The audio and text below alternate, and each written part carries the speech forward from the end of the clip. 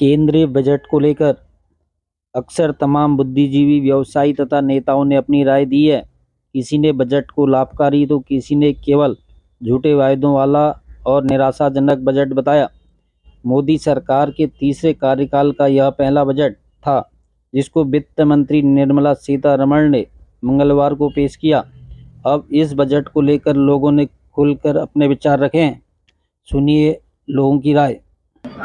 जो कल बजट आया है, देखिए बजट को लेके बहुत सारी बातें हर आदमी अपने अपने स्तर पे कह रहा है, हर व्यापारी कह रहा है। बजट हर साल आता है, लेकिन मेरा अपना मानना है सिर्फ कुछ ऊपर बड़ी घोषणाओं या इस स्लैब में जो इनकम टैक्स स्लैब है उसमें छूट देने से व्यापारी हित के लिए कभी काम नहीं हुआ।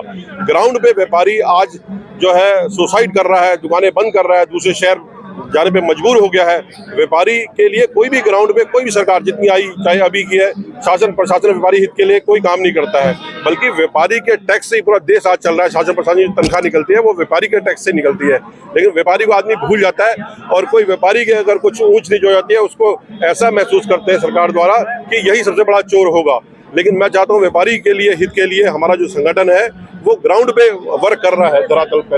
और जो व्यापारी के लिए मैं चाहता हूँ सरकार से एक अलग पैकेज होना चाहिए, एक ताकि व्यापारी को राहत मिल सके अपना व्यय करने में। सबसे ज़्यादा सरकार ने बेरोजगारों के लिए रोजगार के अवसर प्रदान करने के लिए इसमें विशेष ध्यान दिया है और सामान्यतः जो है ये आम लोगों के हित में बजट है और जिसमें सब मेन चीज़ है बेरोजगारी का, जो उन्होंने मुद्दा रखा है बेरोजगारों को रोजगार देने का और वहाँ में रेल लाइन का इसमें प्राविधान है, तो इसमें प्रशंसा करूँगा। कुछ जगहों पे तो बजट छोटे कारोबारियों के हित में भी है। ऐसा नहीं कह सकते कि बिल्कुल ही बजट खराब है या बजट बिल्कुल वैसा है। बजट एक तरह से संतुलित करने की कोशिश करी है, हालांकि नहीं कर पाए वो अलग मैटर है, लेकिन संतुलित करने की कोशिश करी गई। छोटे कारोबारियों को फायदा भी है, कई चीज़ों में रिबेट मिली है, कई चीज़ों में छूट मिली है, तो छोटे कारोबारियों को इसमें फायदा भी है। ऐसा नहीं है कि बजट बिल्कुल खराब है। जनता के हित में कहीं मुझे दिखाई नहीं दे रहा है।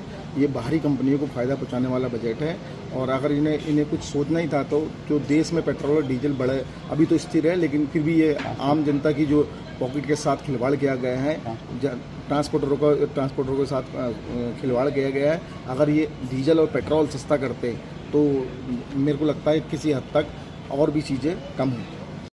बजट जो है जनता के हित में ही आया है क्योंकि इसमें 9% कस्टम ड्यूटी हट गई है, क्योंकि सोने का रेट 75,000 रुपये 10 ग्राम था, अब सोने का रेट 64,000 रुपये 65,000 रुपये हो गया है। 10 ग्राम पे 6-7 हज़ार रुपये सीधा कम हो गया है, जिससे कि मार्केट में चहल पहल इतनी है कि कस्टमर आ रहा है, सोने के ऑर्डर दे रहा है और सोना भी परचेज कर रहा है, क्योंकि सोना 75,000 से 64,000 रुपये आना एक बहुत बड़ी बात है। 9% कस्टम ड्यूटी जो सरकार ने हटाई है कस्टमर के हित के लिए ऐसा हुआ है और मार्केट में काफ़ी चहल पहल है और लोग सोना खरीद रहे हैं और व्यापार हित में ही 9% कस्टम ड्यूटी हटी है, क्योंकि सोना घटेगा तभी मार्केट में कस्टमर दिखेगा। आपका नाम? मैं घनश्याम रस्तोगी, ज्वेलर एसोसिएशन अध्यक्ष।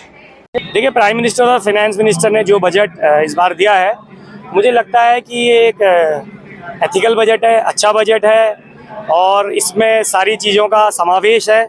जहां एक तरफ रक्षा बजट को बढ़ाया गया है, उसी के अनुपात में कृषि बजट को भी बढ़ाया गया है। युवाओं के लिए जो एक अच्छी स्कीम लाए हैं कि हर साल स्किल डेवलपमेंट के लिए 5 करोड़ जो युवा होंगे उनको, जो बड़ी कंपनीज हैं कंट्री की, उनको सरकार एक तरीके से इंटर्नशिप कराएगी। बहुत ही नई सोच के साथ युवाओं को प्रेरणा देने वाला ये बजट है। और उसके अलावा जिस तरीके से इंफ्रास्ट्रक्चर के लिए रखा गया है, रेलवेज है, उसमें हाईवेज हैं, सारी चीज़ें हैं, तो मैं इस बजट की तारीफ़ करता हूँ।